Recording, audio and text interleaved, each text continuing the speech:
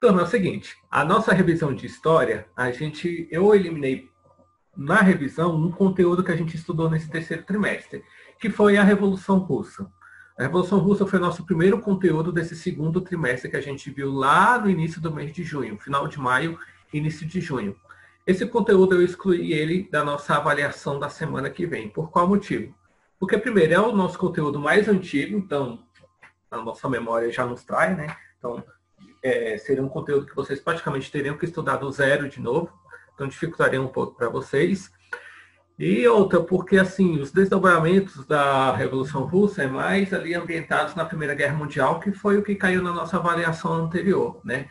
Os conteúdos que a gente assiste hoje, que cai na avaliação, aliás, e que a gente revisa hoje, são mais ali das décadas de 20, 30 e 40, né? Então, querendo ou não, 1917, que foi a Revolução Russa, já fica já no contexto mais antigo da nossa disciplina.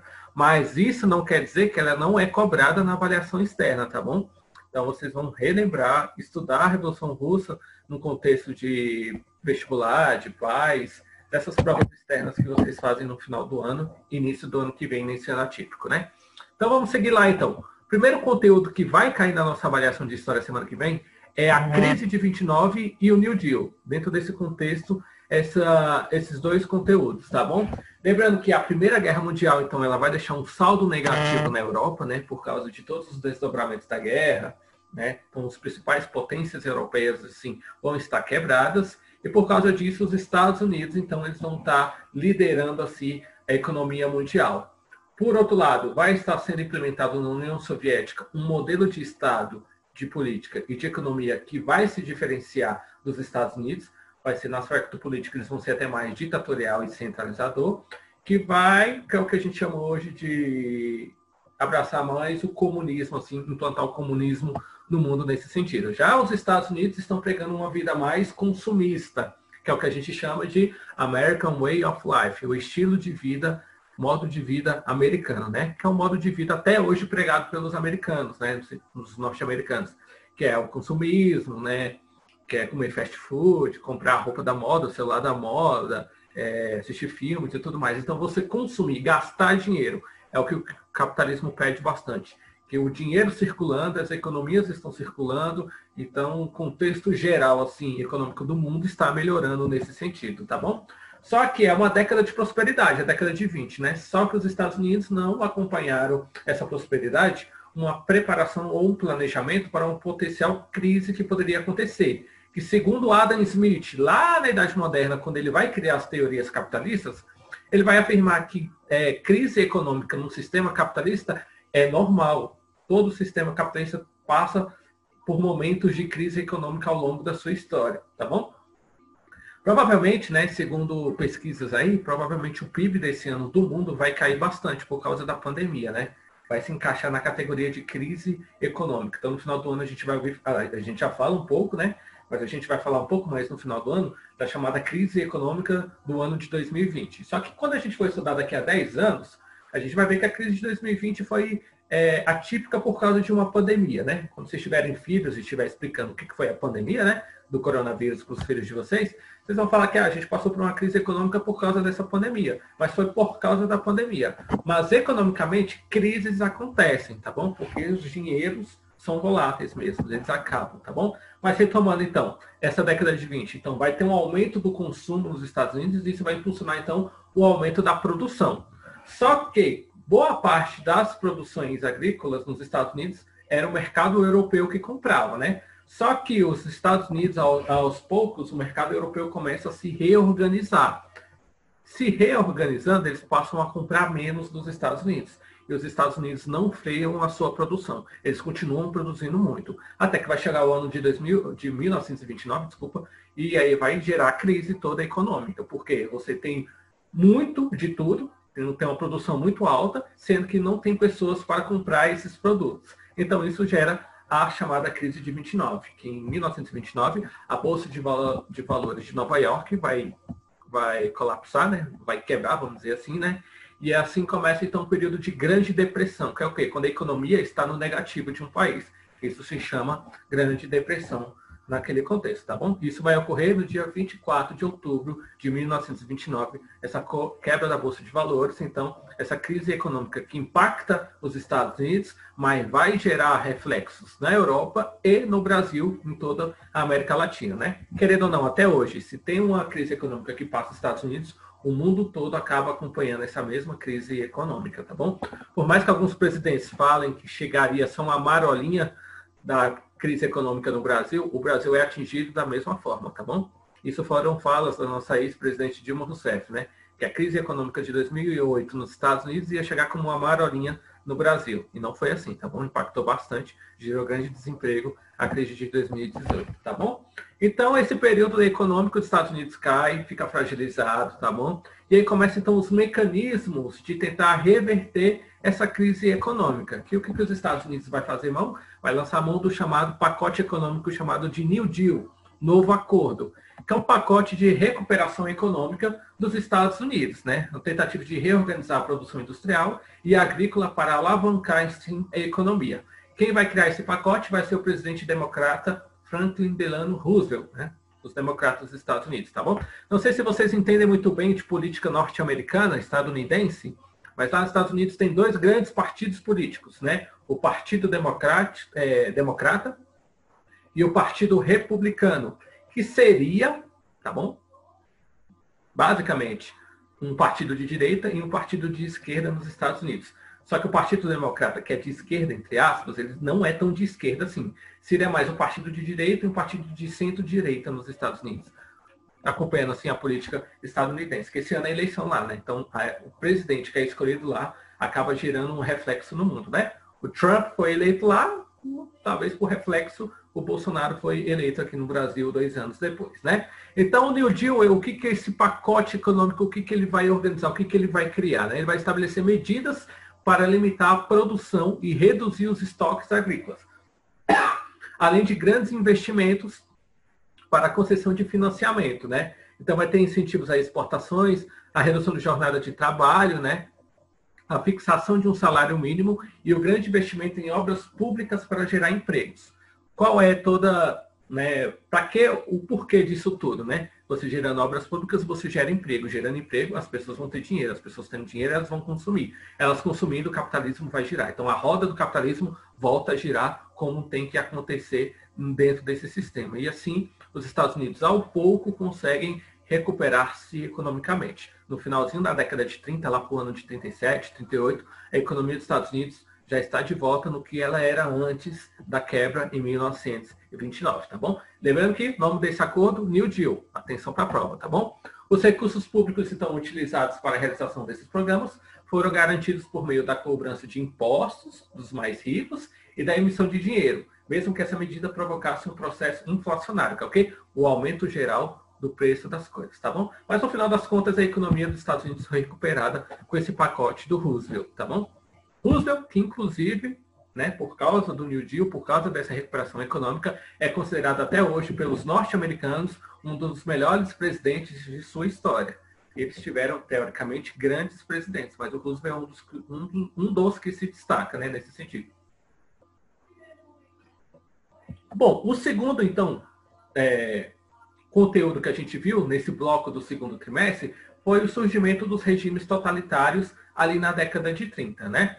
E por que o fascismo e o nazismo vão surgir dentro desse contexto histórico? Porque as principais potências europeias vão estar quebradas por causa da Primeira Guerra Mundial. Por isso que elas compravam muito dos Estados Unidos, né? Por isso que os Estados Unidos enriqueceram e tiveram a crise de 29. Mas na Europa, surgiu então o sentimento de tentar reverter todo o prejuízo causado pela Primeira Guerra Mundial, né? Então vai se culpar muito os governos liberais, né?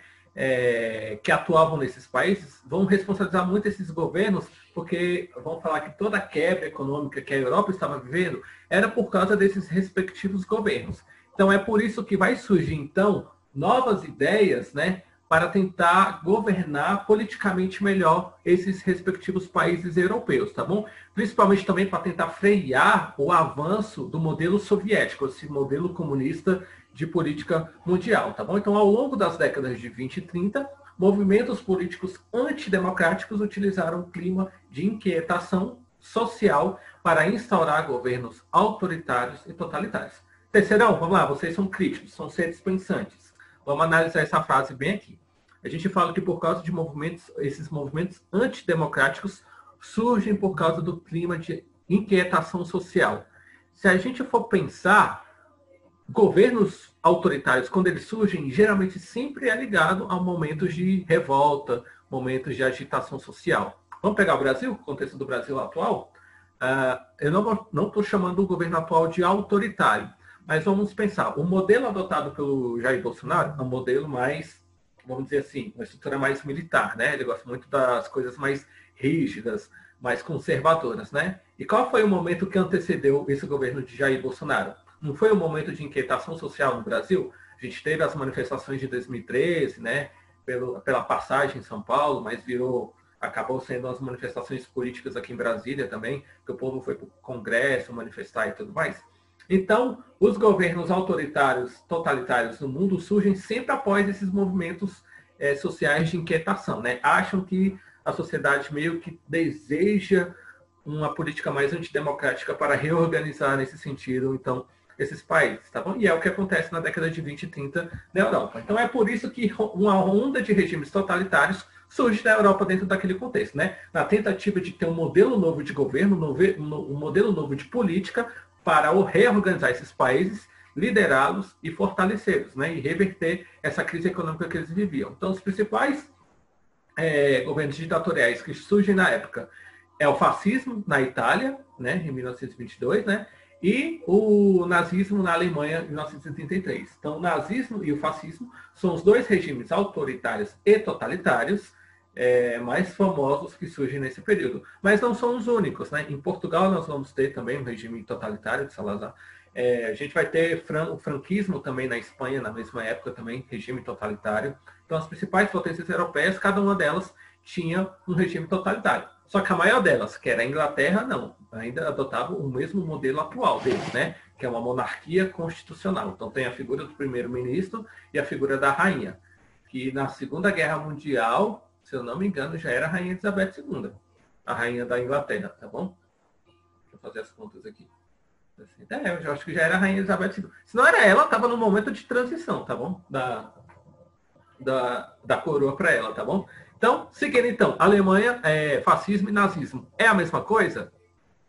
Não, não é a mesma coisa, tá bom? Em alguns aspectos é a mesma coisa, em outros aspectos não é a mesma coisa. Eles têm semelhanças e diferenças importantes nesse sentido, tá bom? Esses regimes ditatoriais e totalitários, eles são caracterizados pelo abuso do poder por parte do Estado e pela supressão das liberdades individuais. Ou seja, o ser humano ele não é livre nessas sociedades totalitárias. Você não tem uma liberdade civil e social. Você não pode falar o que quiser, você não pode viver do jeito que você quiser. Você tem que seguir uma cartilha de regras, de normas do que pode e não pode ser feito, tá bom? Nos regimes totalitários, então, além dessas liberdades serem suprimidas, né, o governo vai usar a tática do terror para controlar toda uma população. Então, vai utilizar mecanismos de autoridade para ter um certo controle na sociedade. Então, as pessoas vão ter medo do governo. Então, vão ter medo de fazer coisa errada para não acabarem sendo presos, sendo mortos, sendo exilados, seja lá o que for, tá bom? Nesse contexto, então, ainda, nos regimes totalitários, nós não temos uma democracia, tá bom? A sociedade, ela é vigiada a todo momento, é controlada a todo momento, tá bom? A gente vai ter também uma vigilância severa dos meios de comunicação, do ensino e da vida privada. Então, você não pode ensinar o que você quiser, você não pode viver do jeito que você quiser e você não pode comunicar o que você quiser, tipo filmes, jogos, livros, você não pode escrever sobre tudo, tá bom? Você tem que escrever as coisas que o governo quer, as coisas que o governo acha certo, tá bom? Não tem essa ideia de pluralidade de ideias, quase não sai essa palavra, tá bom? Então, a sociedade é controlada, ela não é democrática, tá bom? Se tem uma frase que resume bem o que é um regime totalitário, regime totalitário não é uma democracia, ponto, tá? Seguindo, então, o termo totalitarismo, né, vai ser utilizado, então, para esses governos ali daquele período do século XX. E eles vão durar até a década de 40. Até o finalzinho da Segunda Guerra Mundial, esses regimes totalitários, eles vão continuar existindo, tá bom? E sempre o poder, o Estado, centralizado na figura de um líder, tá bom? Nesse que é exaltado como uma grande personificação da pátria, um de líder da pátria, tá bom? Que é a figura de Mussolini na Itália, e a figura de Hitler na Alemanha, a figura de Getúlio Vargas no Brasil, tá bom? E vários outros líderes e presidentes também autoritários daquele período, tá bom? Que eram glorificados a sua imagem como grandes líderes mesmo, né? Como grandes líderes, né? Aqueles que vão levar as suas principais seus países a elevar a categoria de grandes potências, superpotências do mundo afora, tá bom? Mas fora eles, também na União Soviética, né, Stalin estava governando também sob um regime também totalitário, tá bom? Por isso que a figura de Joseph Stalin é uma figura muito controversa para os russos, para os soviéticos daquele período, né? Porque a União Soviética, né, gostava daquele seu ideal social, comunista e tudo mais. Só que o seu líder, né, Joseph Stalin, estava governando sobre esse regime ditatorial. Então, nós tínhamos aí, vamos dizer assim, uma polêmica e um certo questionamento importante dentro desse contexto, né? Como é que você é um líder social e, ao mesmo tempo, ditador? Então, era um regime muito controverso. E só para exemplificar que, então, nós tivemos regimes totalitários de direita e de esquerda, tá? De direita e de esquerda. A União Soviética era esquerda e também era regime totalitário. A Alemanha, o nazismo e o fascismo eram regimes totalitários de direita, tá bom? Então, só para exemplificar que teve regimes totalitários dos dois lados dentro daquele contexto, tá bom? Então, o primeiro conteúdo, a crise de 29 e o New Deal. Segundo conteúdo, os regimes totalitários. O último conteúdo que cai na avaliação de vocês de história semana que vem, a Era Vargas, que foi o que a gente acabou de estudar em história nas 3 últimas semanas, tá bom? A Era Vargas, que é o período da história do Brasil, tá bom? Dividida em 3 partes, né? O governo provisório, que vai de 1930 a 1934, o governo constitucional, que vai de 1934 a 1937, e o Estado Novo, que é de 1937 a 1945. Ou seja, a Era Vargas é dividida em 15 anos, né? Vamos dizer assim, que é a primeira parte do seu governo, né? Logo depois, em 1950, Getúlio Vargas vai retornar ao poder e vai governar o Brasil por mais 4 anos. Então, ao todo, juntando as 2 fases, né, que Getúlio Vargas governou o Brasil, ele governou o Brasil por 19 anos, né? Então, até hoje, foi o presidente que por mais tempo governou o Brasil nesse sentido, tá? Continuando, então. Tem que lembrar o seguinte, vou só relembrar rapidamente com vocês agora a Era Vargas, né? Mas esse é um dos nossos últimos conteúdos, por isso que esse eu vou dar uma passada um pouquinho mais rápida, porque esses conteúdos estão um pouco mais fáceis na nossa cachola nesse sentido, tá bom? Como é que Getúlio Vargas chega ao poder? Através de um golpe político, tá bom? E a gente já vai direto ao ponto. A Revolução de 30, ela é um golpe político. Porque em 1929, nós tínhamos, né, uma eleição, né, um processo eleitoral, cujo presidente Washington Luiz, ele vai indicar o paulista Júlio Prestes para sucedê-lo, né? Só que o Washington Luiz não tinha que indicar um paulista, ele tinha que indicar um candidato mineiro, né, de Minas Gerais. E aí, lembra, né, política do café com leite. E aí, então, que vai ter uma articulação de Minas Gerais, Rio Grande do Sul e Paraíba, então, para assumir a presidência do Brasil, para aplicar um golpe, já que estava fazendo o desacordo da política do café com leite, né? O estado de São Paulo estava fazendo esse desacordo, então Minas Gerais vai liderar uma revolta, né? E vai indicar, então, o presidente do Rio Grande do Sul à presidência, né, que é Getúlio Vargas, e vice-presidente na chapa, o presidente da Paraíba, que é João Pessoa. Qual é a capital da Paraíba hoje, turma? João Pessoa, em homenagem ao candidato que era vice-presidente com Getúlio Vargas, tá bom? É por isso que é João Pessoa. Nem sempre foi João Pessoa a capital da Paraíba. Aliás, muitas capitais no Brasil nem sempre foram as mesmas cidades. Aqui em Goiás mesmo, a atual capital do estado de Goiás é Goiânia, mas nem sempre foi Goiânia. Antes foi a cidade de Goiás Velho, né, que era a capital do nosso estado aqui, tá?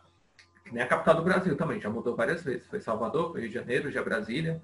Não sei se um dia vai mudar, acho que não, mas por enquanto é Brasília. Então, nesse sentido, Getúlio Vargas chega ao poder, né, através de um golpe, porque Júlio Prestes é que ganha a eleição de 1930, mas Getúlio Vargas assume a presidência na chamada Revolução de 30, né? A palavra revolução ela é muito contraditória nesse sentido, tá bom?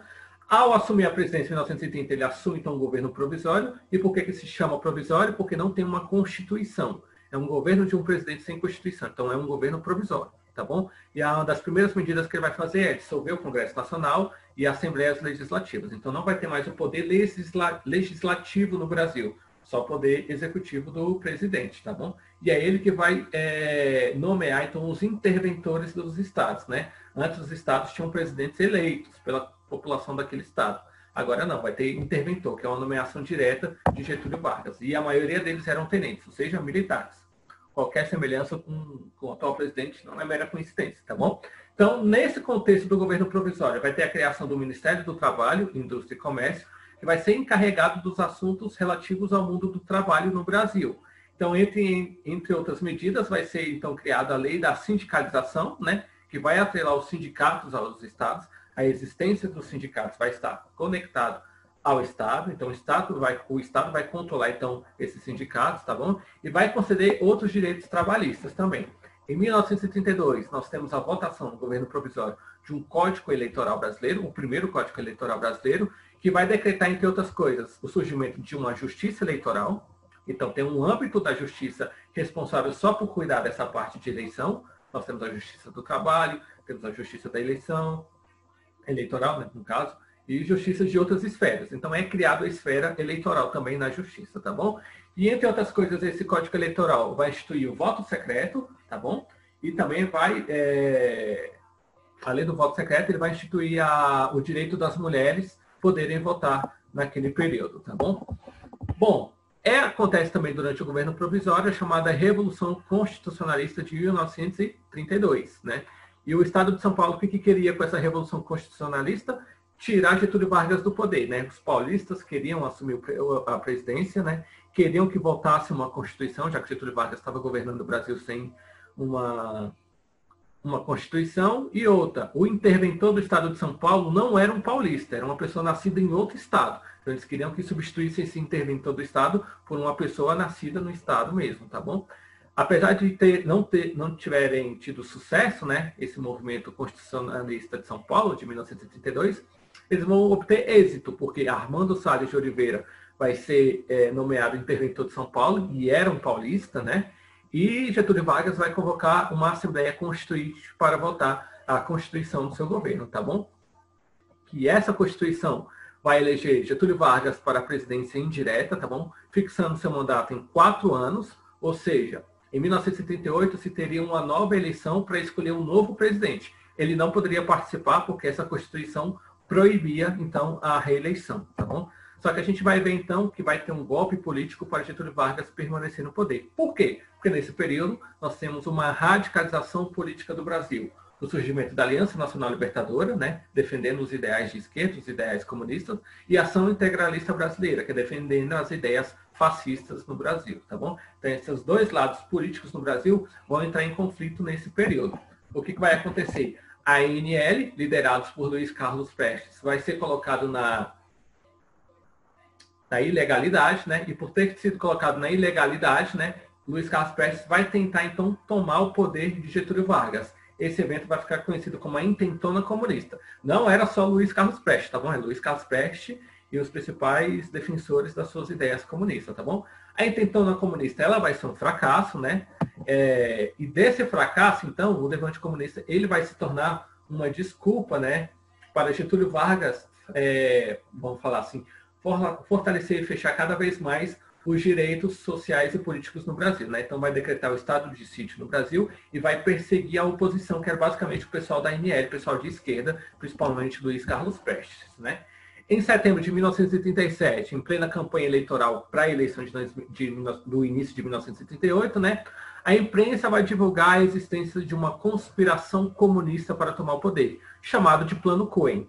Essa inspiração, esse Plano Cohen, tudo isso era mentira, né? Mas uma mentira contada mil vezes se torna uma verdade, que é isso que acontece nesse contexto. Então a população brasileira acha que o presidente, que a esquerda no Brasil está tentando tomar o poder no país, e aí Getúlio Vargas vai se aproveitar disso, do chamado perigo vermelho, para fortalecer ainda mais o seu governo e decretar a dissolução, ou seja, o fechamento do Congresso Nacional no dia 10 de novembro de 1937, que é o momento que ele inicia a sua ditadura chamada de Estado Novo, tá bom? Durante o Estado Novo, né, nós vamos ter o aumento dos direitos trabalhistas no Brasil, né, e aí tem a fixação de jornada de trabalho, proibição do trabalho para menores de 14 anos, fixação do salário mínimo, fixação de férias. Então, Vai ter a CLT toda, como um todo, vai ser votada naquele período. E também nós vamos ter a industrialização do Brasil, né? A criação da Companhia Siderúrgica Nacional, no Rio de Janeiro, a CSN, né? E também a Companhia do Vale do Rio Doce, que era responsável pela exploração dos minérios, né? Dos recursos minerais no Brasil, tá bom? É criada nesse período do Estado Novo. E também vai ser criado no Estado Novo, né, o DIP, o Departamento de Imprensa e Propaganda, que é o órgão do governo responsável, então, por fazer toda essa propaganda oficial do Estado Novo, né, pintando o Getúlio Vargas como uma boa pessoa, como um bom governante, como um bom presidente, tá bom? Então, ela era responsável por censurar também os meios de comunicação, dirigir os programas de radiodifusão e promover manifestações cívicas que ajudavam a divulgar a ideologia do Estado Novo, como as passeatas do Dia do Trabalhador, a marcha de 7 de setembro, Dia da Independência e tudo mais, que esse ano, depois de não sei quantos anos, está cancelada, né? O 7 de setembro não vai ter na Esplanada. Isso tem mais de 50 anos que isso existe aqui, né? Então, até porque quando muda a capital aqui para Brasília, esse evento já ocorria no Rio de Janeiro. Então, quando chega em Brasília, continua acontecendo. Então, é histórico esse ano não ter o desfile de 7 de setembro, tá bom? Em 1945, no mundo, está acabando a Segunda Guerra Mundial, que é o nosso próximo conteúdo de história, e isso vai influenciar o fim da Era Vargas aqui no Brasil, né? Vai se ter um movimento queremista durante as eleições de 1945, né? Parte da população brasileira queria que Getúlio Vargas permanecesse no poder, só que a oposição vai se articular para forçar a sua saída da presidência. Então, antes da eleição, ele vai ser tirado da presidência, né? E vai se ter a eleição de Eurico Gaspar Dutra para a presidência do país. Esse candidato era indicado pelo Getúlio Vargas. Então, ele não permanecia no poder, mas era alguém aliado a ele que continuava no poder. Enquanto isso, Getúlio Vargas ia se tornar senador pelo estado do Rio Grande do Sul. Tá bom, turma? Bom, muito obrigado. Foram todos esses conteúdos que a gente viu nesse segundo trimestre, né? Nessa rápida revisão, nessa passada de conteúdo que a gente viu nesse segundo trimestre.